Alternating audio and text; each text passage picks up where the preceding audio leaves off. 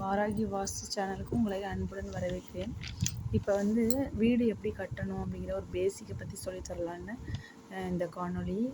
மனை எப்பொழுதுமே நம்ம சதுரம் அல்லது செவ்வகம் இப்படி தான் இருக்கணும். வடகிழக்கில் வளர்ந்த மனையாக இருக்கிறது ரொம்பவே சிறப்பு ஃப்ரெண்ட்ஸ். மனையில் உள்ள வீடு சதுரம் அல்லது செவ்வகமாக இருக்கலாம். அதே மாதிரி இப்போது மனை இப்படி இருக்குன்னு வச்சுக்கோங்க. இதில் இது வடக்கு, இது தெற்கு, இது வடக்கு, இது கிழக்கு, இது மேற்கு அப்படின்னு வச்சிட்டிங்கன்னா, இந்த வடக்கும் மேற்கும் சந்திக்கிற மூலை தான் வடமேற்கு, வடக்கும் தெற்கும் சந்திக்கிற மூலை வடகிழக்கு. அதே மாதிரி தெற்கும் கிழக்கும் சந்திக்கிற மூலை தென்கிழக்கு. இது தெற்கும் மேற்கும் சந்திக்கிற இடம் தென்மேற்கு. தென்மேற்கு தான் கன்னி மூலைங்கிறோம், தென்கிழக்க அக்னி மூலைங்கிறோம். அதே மாதிரி வடகிழக்கு ஈசானிய மூலை, வடமேற்கு வாயு மூலை. இப்போ பார்த்துட்டிங்கன்னா இங்கே ஓவராலாக வீட்டோட உயரம் பார்த்திங்கன்னா தென்மேற்கு பகுதி உயர்ந்ததாக இருக்கணும். இந்த பகுதி உயர்ந்ததாக இருக்கணும்.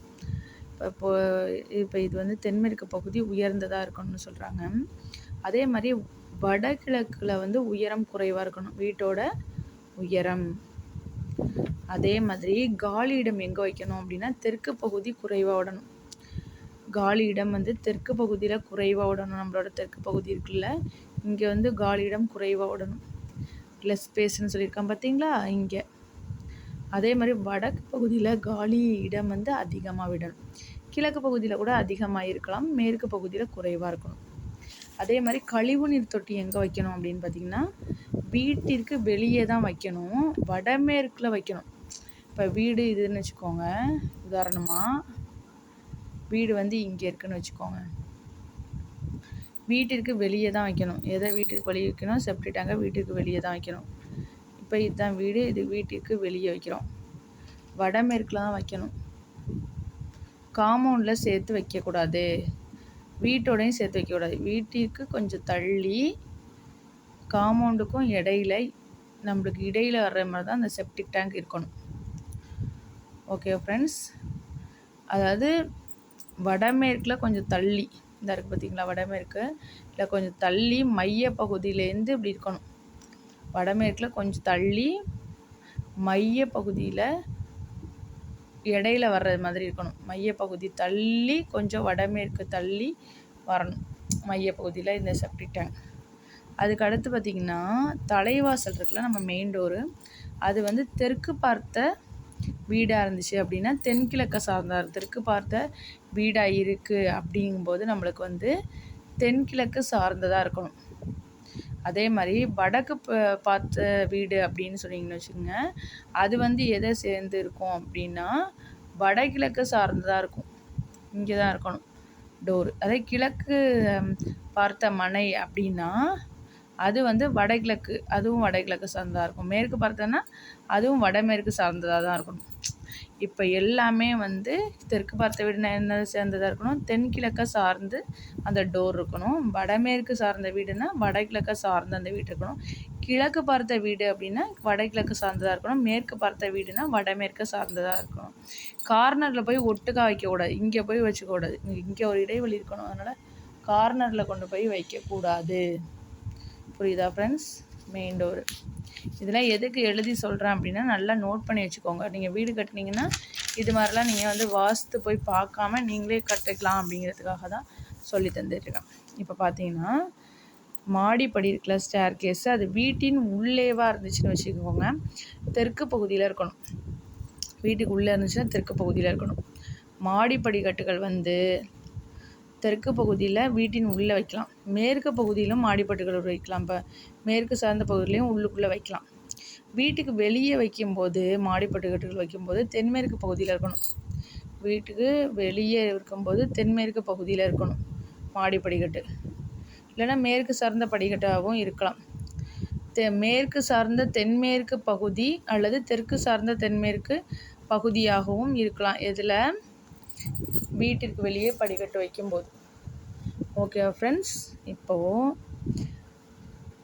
தென்கிழக்கு பகுதி வடமேற்கு பகுதி இருக்குல்ல, இந்த தென்கிழக்கு பகுதி வடமேற்கு பகுதி இது எல்லாத்துலேயுமே ஸ்டேர் கேஸ் வைக்கலாம். இந்த பாருங்கள், இங்கேயும் வைக்கலாம், இங்கேயும் வைக்கலாம், இங்கேயும் வைக்கலாம். உள்ளார இருக்கும்போது மட்டும் தெற்கு சார்ந்த பகுதியில் வைக்கலாம். அதே மாதிரி வந்து மேற்கு பகுதியிலையும் மாடி படிக்கட்டு வைக்கலாம். வீட்டுக்கு வெளியே வந்து படிக்கட்டுகள் நம்ம வைக்கும்போது தென்மேற்கு பகுதியாக இருக்கலாம், இல்லைன்னா மேற்கு சார்ந்த தென்மேற்கு பகுதி, மேற்கு சார்ந்த தென்மேற்கு பகுதியாக இருக்கலாம், இல்லைன்னா தெற்கு சார்ந்த பகுதியாக இருக்கலாம். எது தெற்கு சார்ந்த தென்மேற்கு பகுதி இல்லைன்னா மேற்கு சார்ந்த தென்மேற்கு பகுதி ரெண்டுலேயுமே வந்து நம்ம வந்து வெளியில் படிக்கட்டுகளை வச்சுக்கலாம். Okay friends. அதுக்கடுத்து வீட்டுக்கு உள்ளேயும் வெளியேயும் மாடி படிக்கட்டு அமைக்கும்போது கட்டாயம் தெற்கு பார்த்த படிக்கட்டுகள் நம்ம ஏறுறோம்ல, அது வந்து தெற்கு பார்த்து இருக்கணும் அந்த படிக்கட்டு, இல்லைன்னா மேற்கு பார்த்து ஏறுறது மாதிரி இருக்கணும். வெளியே நம்ம படிக்கட்டு வைக்கும்போது ஓப்பன் ஸ்டேர்கேஸை தான் வைக்கணும், அடைச்சி வைக்கக்கூடாது. படி வந்து தெரிகிற மாதிரி இருக்கணும்.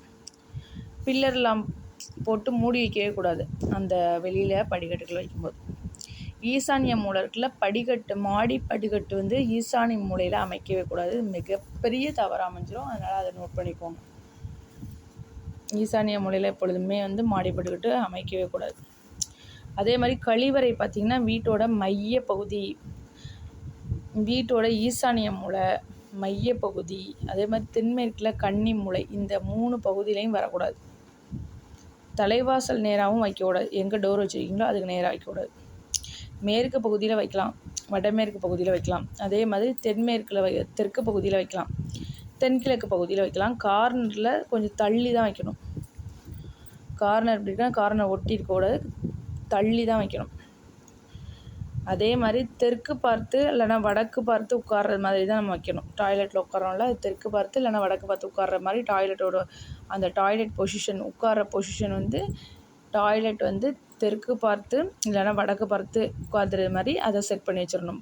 டாய்லெட்டில் கார்னரில் எக்காரணத்தை கொண்டும் வைக்கக்கூடாது. நல்லா நோட் பண்ணிக்க. வீட்டோட மைய பகுதியில் இருக்கக்கூடாது, ஈசானிய மூலையில் இருக்கக்கூடாது, கன்னி மூலையில் இருக்கக்கூடாது. இந்த 3லையும் இருக்கக்கூடாது டாய்லெட். அதுக்கடுத்து வந்து வீட்டிற்கு வெளியே வந்து பார்த்திங்கன்னா வடமேற்கில் வைக்கலாம். வீட்டோடு காம்பவுண்டோடு சேர்த்து நம்ம படிக்கட்டு செப்டி டேங்க் எப்படி தனியாக வைக்கணும்னு சொன்னோம், அதே மாதிரி தான் டாய்லெட்டும் வந்து வீட்டோடு சேர்த்தோ இல்லை காம்பவுண்டோடு சேர்த்தோ வைக்கக்கூடாது. டாய்லெட்டு சுற்றி இடம் விடணும். தென்கிழக்கில் வைக்கலாம், சுற்றி இடம் விடணும். ஆனால் சமையலறை, பூஜை அறை இதெல்லாம் வந்து இதை விட்டு தள்ளி தான் வைக்கணும். நன்றி ஃப்ரெண்ட்ஸ். இன்னும் ஒரு அழகான காணொளியோடு உங்களை அன்புடன் மீண்டும் சந்திக்கிறேன். நன்றி, வணக்கம், பாய்.